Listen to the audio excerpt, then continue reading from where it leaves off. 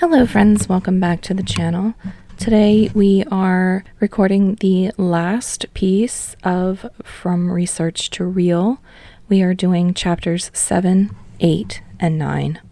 Chapter 7, Too Close to See Clearly. Bakugo stared at the blinking cursor like it was mocking him. A week had passed since the last interview and he hadn't touched the draft. Not even a sentence.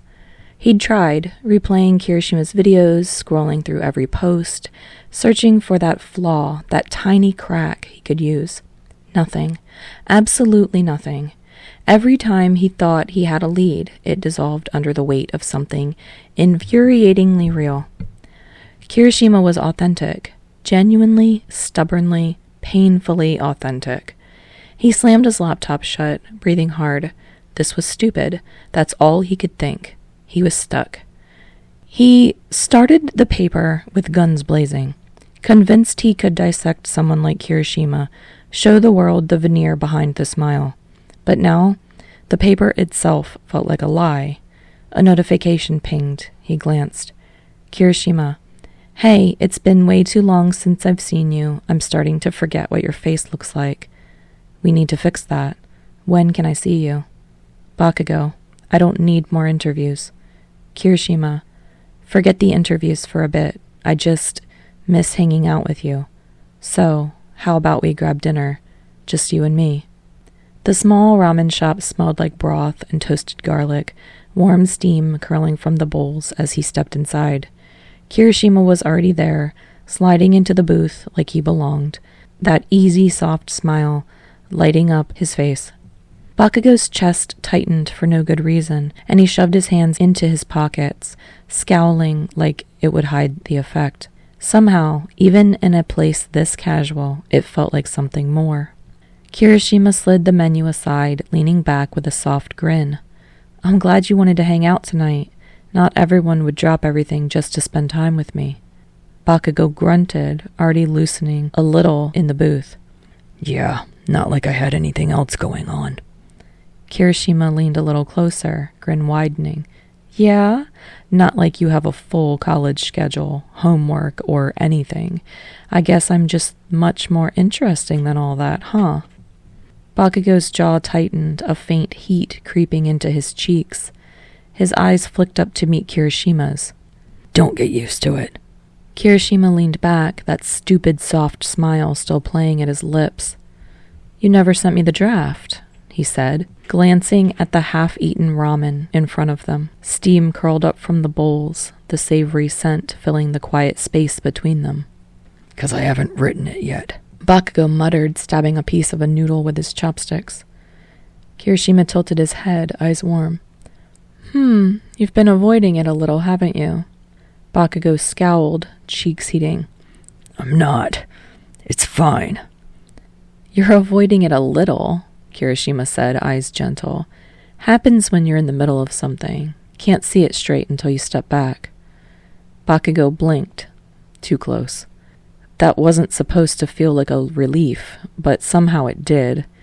He exhaled slowly, forcing the words out. Yeah, that's basically it. Kirishima nodded, warm and steady. Then maybe I can help? Not tell you what to write, but help you see it from the outside? Bakugo's throat tightened. He wanted to say no, to insist it wasn't personal, it was research. It was work, but the words stuck. Instead, he shoved his hands into his pockets and let Kirishima's gaze stay on him. By the time they left the restaurant, it was already getting dark. Kirishima fell into step beside him. I'll walk you back. He said it like it were obvious. Bakugo scowled. I can walk myself. I know, Kirishima laughed. But maybe I wanna. Bakugo looked away before his ears betrayed him. Do whatever you want. The city hummed around them, quiet but alive. It wasn't awkward, it was charged. Bakugo tried not to notice Kirishima glancing at him, or the fact that he hadn't shot down the date, or how warm Kirishima's shoulders felt brushing his through their jackets. Too much, too easy, too real. A pause stretched between them. Kirishima rocked on his heels once, hands shoved deep into his pockets. I had a great time tonight, he said gently. I meant that. Bakugo grunted, eyes fixed stubbornly on the pavement. Yeah, fine, whatever. Kirishima laughed, soft and knowing. Kirishima stopped and turned to him. It's okay, he said softly, being in the middle of it. It's why it's hard. You'll get there. Bakugo swallowed. He wanted to believe that. Then, before he could think, Kirishima leaned in, brushing a hand against Bakugo's cheek, warm and sure, and kissed him. A soft, steady kiss that somehow made everything click into place. The paper, the research, the way Kirishima's authenticity had been there the whole time. I like seeing you like this, Kirishima whispered. Bakugo's chest tightened. Real, honest, authentic. And suddenly the paper didn't seem impossible anymore. Chapter 8, Clarity. Beginning notes. As many times as I've had Bakugo slam his laptop in this fic, it should be broken, but it's fine. Bakugo stared at the cursor on the screen, but for the first time in days, it didn't mock him. His fingers hovered over the keyboard, the memory of Kirishima's lips still warm against his own. It shouldn't have mattered. It shouldn't have changed anything, but somehow everything felt clearer. Not simple, just less tangled. He sat back, forcing a slow breath, letting the room settle around him. The apartment was quiet except for the low hum of the fridge and the distant noise of the street below. Normally the silence felt too loud. Tonight it didn't. He opened his notes, pages and pages of crossed-out sentences, frustration scribbled in the margins, arrows pointing nowhere. Performative authenticity, in his own handwriting, reminded him. Vulnerability as a branding tactic. The idea he'd clung to like a shield. Then Kirishima happened. Bakugo rolled his shoulders back, cracked his knuckles, and forced himself to look at the mess he'd made. He could see it now, why it hadn't worked. Every time he tried to force Kirishima into the conclusions he expected, the writing stopped, choked, fell apart, because Kirishima didn't fit, didn't pretend, didn't play the part Bakugo assumed all influencers played. He swore under his breath, leaning forward until his elbows hit the desk and his head dropped into his hands. It was ridiculous how obvious it seemed now. Kirishima wasn't the problem. Bakugo's assumptions were. He took another breath, let it settle, and finally, set his hands on the keyboard. The first sentence wasn't perfect, but it was honest. He typed about the concept of performative vulnerability, the way audiences crave authenticity while creators scramble to deliver it in ways that don't ruin their engagement metrics. He wrote about the pressure to seem genuine, to appear effortless, to look real. And then slowly the writing shifted. He wrote about Red Riot, not in fanboy terms, not in soft sentimental phrasing, but analytically, carefully, truthfully. He wrote about Kirishima's openness not as a tactic, but as a personality trait that had happened to find a home online. He wrote about the rare space where real vulnerability and social media performance overlapped, where someone wasn't playing at being authentic, but simply was. He paused, staring at the screen, surprised at how natural it felt to put that into words. Every other time he'd tried to write this paper, he'd felt like he was drowning. But now, he felt like he was swimming in the right direction. His honesty surprised him. So did how much of it came from listening, really listening to Kirishima over ramen, in diners, and in quiet corners of cafes. Those moments where Kirishima wasn't Red Riot, wasn't a brand, wasn't a subject, just a guy looking at him like he was worth knowing. Bakugo swallowed hard, ignoring the heat rising in his chest. He typed more, about trust, about sincerity, about the difference between someone performing themselves and someone just being themselves. He wrote until the sky outside his window turned from indigo to gray, until his neck ached and his hands were stiff, until the document that had once been empty was now full, rough, imperfect, but alive. And somewhere in the middle of it, he realized he wasn't writing an academic takedown anymore. He was writing the truth. He sat back, rubbing his eyes, reading the last lines he'd typed. They weren't perfect. He'd edit them tomorrow. But they were right. And for the first time all week, Bakugo felt his shoulders lower, the tightness in his chest loosen. A warmth, not from the kiss, not exactly, but from everything after it, settle into place. Kirishima had been right. He was too close to see it clearly. Bakugo saved the document, closed the laptop, let out a breath he didn't realize he'd been holding. Tomorrow, he'd polish it. Tomorrow, he'd turn it in. But tonight, he let himself feel proud, just a little. Not that he'd ever admit it. Chapter 9. The Paper and the Person. Bakugo stood outside Aizawa's office, gripping the strap of his bag harder than he'd wanted to admit. The hallway was quiet, early enough that most students hadn't started flooding the building yet. Good. Less chance of anyone seeing him look like he was second-guessing himself.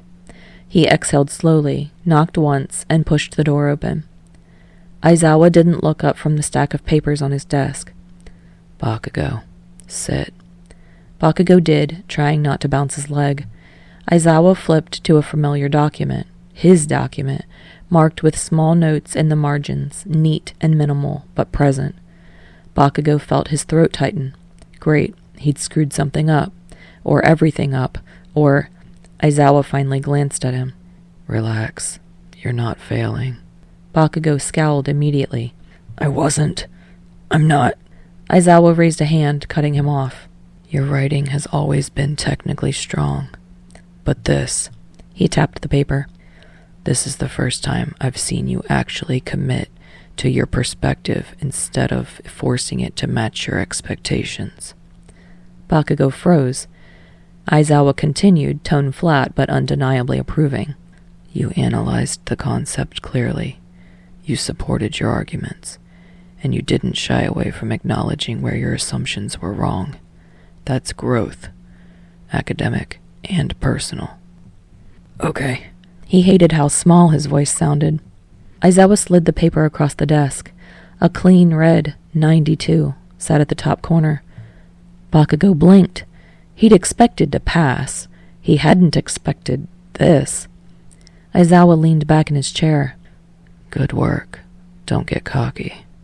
Bakugo huffed, stuffing the paper into his bag with more force than necessary. Whatever. But inside, something warm and electric lit up his chest. He stood, turned to leave. And Bakugo, Aizawa added, without looking up again. Your subject will want to read it. Bakugo froze in the doorway. Aizawa didn't elaborate. He didn't have to. Bakugo swallowed hard and muttered, "Ch, mind your own damn business," before escaping out into the hallway. He was already pulling out his phone, already typing. Bakugo stepped into the hallway, shutting the office door a little too sharply behind him. The paper in his bag felt heavier than it had any right to. Not because of the grade, though the 92 warmed something inside his chest he didn't want to name, but because of what Aizawa had said. Your subject will want to read it. Stupid. Obvious. True. Bakugo clenched his jaw, thumb hovering over his screen, before he finally typed. Bakugo, you free? He stared at it for a single beat, long enough to consider deleting it, then hit send. The reply came almost instantly. Kirishima, for you? Always. What's up? Bakugo's ears went hot. Great. Fantastic. Exactly what he didn't need. He typed slower this time. Bakugo, need you to look at something. Meet me at the cafe. There was a pause. 3 blinking dots. Kirishima, yeah, I'll be there in 10. Everything okay? Bakugo hesitated. Bakugo, ... Just get here. He pushed through the familiar cafe doors minutes later, the bell chiming in the same way it always did. Warm espresso, low music, the soft murmur of students pretending to work. Their booth, somehow was empty. He sat, tapped his fingers, scowled at the wall for no reason. Kirishima rushed in moments later, cheeks pink from the cold, his hair slightly wind-blown, eyes bright the second they landed on him. Hey, he said, breathless and smiling. You sounded serious. What's going on? Bakugo didn't answer. Instead, he pulled the printed paper from his bag and slid it across the table. Kirishima blinked, then blinked again, softer. You want me to read it? Bakugo huffed and looked away, shoving his free hand into his pocket. Don't make a big deal out of it. Just, Aizawa said you'd... forget it. Take the damn thing. Kirishima took it gently, like it was something fragile. He sank onto the bench, eyes scanning the first page. Bakugo sat there for a moment, stiff, arms crossed. Looked away to pretend he wasn't nervous. Kirishima read quietly. His expression shifted, faint surprise, a slow softening, something like awe, something warmer. His brows lifted at parts, his mouth tugged into a smile at others. Once he glanced at Bakugo, and Bakugo immediately looked in the opposite direction like the trees were suddenly fascinating. Minutes passed. Kirishima turned the final page, breath catching just slightly. He closed the paper carefully, hands resting on top of it, and opened his mouth to speak, but Bakugo spoke first. I was wrong. Kirishima froze. Bakugo didn't look at him. I went into this thinking you were, like everyone else online, fake, exaggerated, playing a part to get attention. His hands curled into fists on his knees. I thought I'd write this paper and rip you apart for it. Prove my point. He swallowed hard. But you weren't fake, not once, and it pissed me off because it meant I had to rethink the whole damn thing. A breath, a quieter one. And because you're actually just you. Kirishima's expression softened, completely unguarded. Bakugo pushed forward before he could lose momentum. And if that idiot advisor of mine hadn't shoved me into this class, I never would have met you. His voice dropped. I'm glad I did.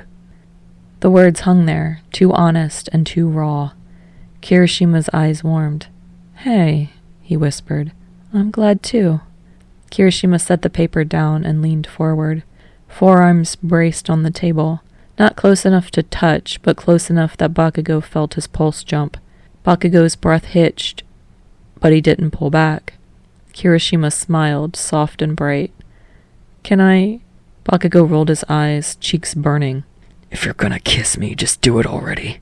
Kirishima laughed and leaned just enough to press a slow, steady kiss. Hands still linked over the table. The kiss was slow, steady, warm, in a way that made Bakugo's chest ache. Not a surprise this time, not a question, a confirmation. Kirishima leaned back slightly, still close enough that their knees almost touched under the table. His eyes met Bakugo's, warm and steady, and he let out a quiet laugh that made Bakugo's chest tighten. So, he said, grinning a little, now that the interviews are officially done, you in for an actual date? Bakugo scoffed. Obviously. Kirishima grinned. Yeah? Bakugo smirked, a little awkward, a little genuine. Yeah. Bakugo leaned back in the booth, hands wrapped around his cup, and let himself just look at Kirishima. Across the table, that stupid soft smile was still there, warm and easy, and Bakugo realized he couldn't remember the last time he'd felt this calm. The world outside the cafe buzzed on, but here, across from Kirishima, everything slowed down. His chest felt tight, in the best kind of way, a mix of nerves and something he'd been trying to ignore for weeks. Somehow, just seeing Kirishima's eyes crinkle when he laughed made him feel safe, and maybe even like he could actually let go, just a little. Bakugo's mind wandered, remembering the way Kirishima had leaned in at the ramen shop, the gentle insistence in his voice when he asked to walk him home, the way he'd kissed him like he'd meant it, and somehow all of it had seeped in, quiet but steady, until Bakugo couldn't remember a version of himself that hadn't noticed. And it hit him, slowly but fully. He liked this. Liked the warmth, the closeness, the way Kirishima just fit. He liked the fact that he could sit here, across from him, and not have to hide behind a scowl or a clipped word. Liked that maybe, just maybe, he'd been holding out for someone exactly like this all along. Bakugo allowed a tiny, rare smile to appear. The kind he'd always thought embarrassing, but Kirishima had told him everyone was, and somehow it didn't feel so bad anymore. Because he didn't have to pretend, because Kirishima was here, grinning at him like he'd already known this all along. Somewhere between the paper, the interviews, and Kirishima's endless grin, Bakugo realized that maybe being himself wasn't so scary, especially with him. All right, friends, thank you so much for joining me for this fic. I hope you enjoyed it. Sometimes I like to try to do like a little, this is what prompted me to write this one, and I honestly can't remember.